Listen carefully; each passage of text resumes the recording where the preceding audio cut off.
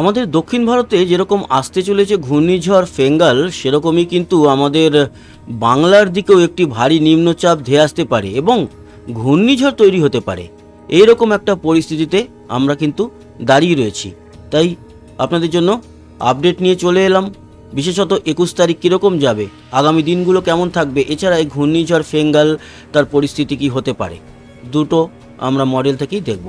প্রথমে GFS model থেকে দেখে নিই। জিএফএস মডেল বলছে রবিবার দিনকে এই ঘূর্ণাবর্ত কিন্তু সুস্পষ্ট হয়ে যাবে এবং সোমবার নাগাদ আমরা দেখতে পারবো ঘূর্ণিঝড় তৈরি হয়ে গেছে। সোমবার মানে 25শে নভেম্বর। এবং এই ঘূর্ণিঝড় তৈরি হওয়ার সাথে সাথেই প্রায় 70-80 কিলোমিটার গতিবেগ অ্যাচিভ করে ফেলবে। তাই খুব খারাপ নয় বা ছোটোখাটো নয়, বলা যেতে পারে মোটামুটি বেশ ভালো লেভেলেরই ঘূর্ণিঝড় আসতে পারে।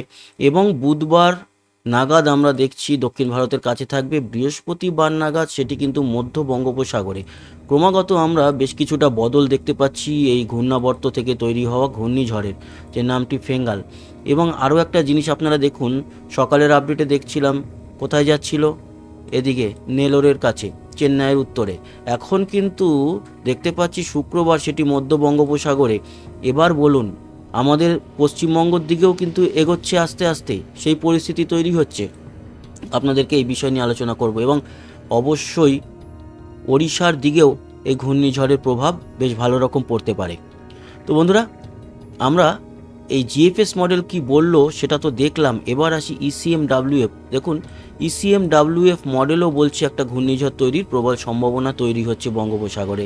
তবে ইসিএমডব্লিউএফ অনুযায়ী আরও একটা সম্ভাবনা রয়েছে, সেই বিষয় নিয়ে আলোচনা করব। তো তার আগে ইসিএমডব্লিউএফ তো অনেক বিশ্বস্ত মডেল, যদিও জিএফএস যেটা আগে দেখায় পরে ইসিএমডব্লিউএফ তার আপডেটটা দেয়। তবে ইসিএমডব্লিউএফের আপডেট আসার পর কনফার্মেশনটা বেটার হয়। তো ইসিএমডব্লিউএফও বলছে ঘূর্ণিঝড় তৈরি হওয়ার সম্ভাবনা রয়েছে। এবং বায়ুমুডে যদি আমরা দেখি তাহলে নিম্নচাপ তো তৈরি হচ্ছেই।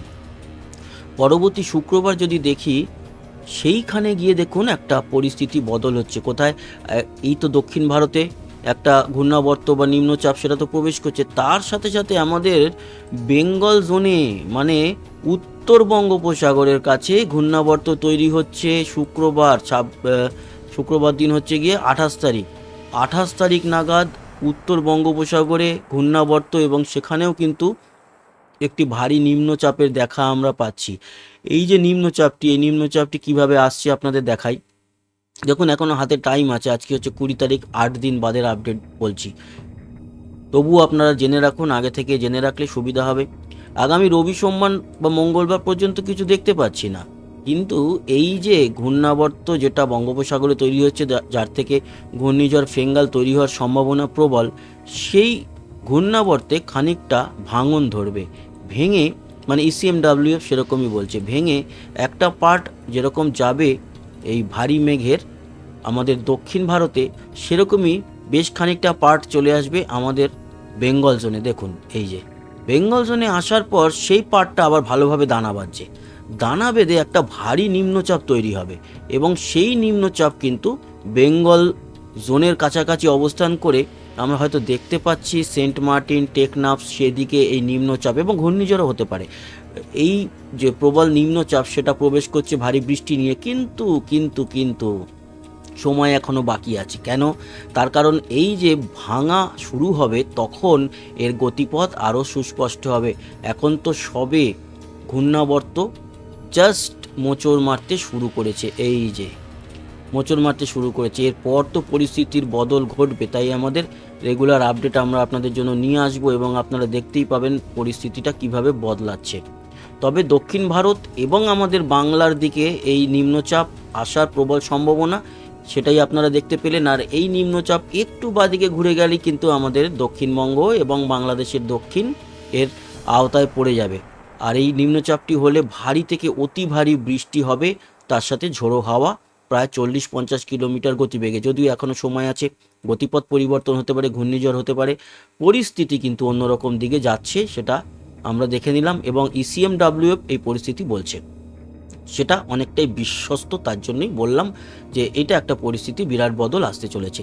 জিএফএস মডেল বলছে একই রকম। জিএফএস মডেল অনুযায়ীও কিন্তু একটি ভারী নিম্নচাপ আমাদের বাংলার দিকে আসতে চলেছে। সেটি হতে পারে আর একটু ঘুরে গিয়ে আমাদের দিকে আসা।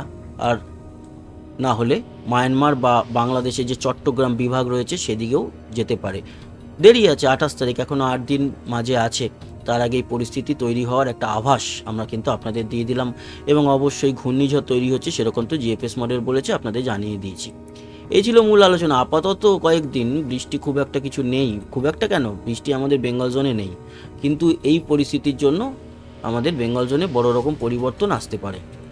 এসিএমডব্লিউএফও বলছে ভারী ঘূর্ণিঝড়ের ভারী ঘূর্ণাবর্ত নিম্নচাপের সম্ভাবনা রয়েছে। আজ বুধবার থেকে শুরু করে আগামী বৃহস্পতি, শুক্র, শনি যদি দেখি, তাহলে ছিটেফোঁটে একটু বৃষ্টির সম্ভাবনা বাংলাদেশের রয়েছে। সিলেট, ময়মনসিংহ, সেটা অবশ্য আজ নয়, হতে হতে সেই সোমবার, রবিবার নাগাদ হতে পারে। দেখি, না, ওই রেগুলারই একটু পাতলা মেঘে ঝিরিঝিরি বৃষ্টি হতে পারে, এমন কিছু বড় ব্যাপার নেই, এটা ধরার মধ্যেও পড়ে না। কিন্তু পরবর্তী সময়ে যে পরিস্থিতিটা বদল হবে, তখন কিন্তু বাংলাদেশের চিটাগাং, মহেশখালী, টেকনাফ, সেন্ট মার্টিন, লংগদু, রাঙামাটি এই অঞ্চলটা দেখতে পাচ্ছি, বিলাইছড়ি, খাগড়াছড়ি, তারপর রাজস্থলী, কিন্তু হাটহাজারি, কিন্তু এই যে নিম্নচাপের গতিপথ, এটা কিন্তু পরিবর্তন হতে পারে। আবারও বলছি, এই গতিপথ পরিবর্তন হয়ে আমাদের বাংলার দিকে আসতে পারে। প্রতি বছরই দেখেছেন শীত পড়ার আগে একটা কিন্তু বৃষ্টি আসে, তারপরে ঠান্ডাটা ভালোভাবে জাঁকিয়ে পড়ে, আর এর পরেই হয়তো ঠান্ডাটা ঠিকঠাকভাবে পড়বে। যদিও এখনও পর্যন্ত আমরা যা দেখতে পাচ্ছি, সেই বৃহস্পতি বা পরের শুক্রবার নাগাদ খুব একটা পরিবর্তন কিছু হচ্ছে না তাপমাত্রায়। আজকেও যেরকম আছে এই মুহূর্তে 22-23 রাতের দিকটায়, ভোর রাতের দিকে গিয়ে আমরা দেখতে পারবো ওই 19-18-র মধ্যেই কিন্তু নেমে আসবে।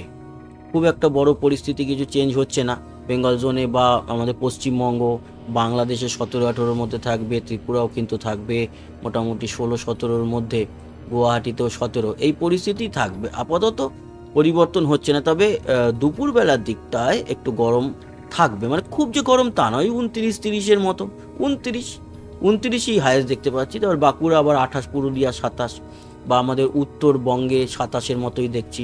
দার্জিলিং অবশ্যই কম, 18-র মতো। বা এদিকে আমরা যদি বাংলাদেশ দেখি, পুরো বাংলাদেশ 27-28-এর মধ্যে, ত্রিপুরাও কিন্তু দুপুরে সর্বোচ্চ 29-এর মধ্যে, শিলচর 27, আসাম 27-28-এর মধ্যে থাকবে এই পরিস্থিতি। ভোর রাতের দিকে মোটামুটি প্রতিদিনই যা দেখতে পাচ্ছি, তাতে 19-20, 18 থেকে 20-র মধ্যে কলকাতা, 17 থাকবে ঢাকা।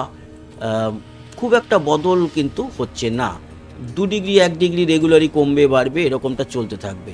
তাই এই নিম্নচাপ আসা অবধি আমাদের কিন্তু বেঙ্গল জোনের তাপমাত্রাটা একই থাকবে। তবে হ্যাঁ, এটা বলা যায় যে শিলচরের দিকে অনেকটা তাপমাত্রা পড়ে যাবে, 14-এ পৌঁছে যাবে পরের মঙ্গল বুধবার নাগাদ, এবং গুয়াহাটির দিকেও কিন্তু 14-15, ডিব্রুগড় 14-15। তবে আমাদের বেঙ্গল জোন, মানে আসামও বেঙ্গল জোনে পড়ে, আমাদের পশ্চিমবঙ্গ, বাংলাদেশ ওই একই জায়গাতে খেলবে, 16 থেকে 19-এর মধ্যে এই পরিস্থিতিতেই থাকবে, মানে প্রতিদিন সকালবেলায়। খুব একটা যে বিরাট মাপের একটা বদল আসবে সেরকম নয়। তো বন্ধুরা, এই ছিল আপডেট, আশা করি আপনাদের কাজে লেগেছে। সঙ্গে থাকবেন, সাবস্ক্রাইব করে লাইক শেয়ার করবেন, কমেন্ট বক্সে আপনার গুরুত্বপূর্ণ মতামত জানাবেন। আসি, আবার দেখা হবে। সবাই ভালো থাকবেন, সুস্থ থাকবেন, টাটা।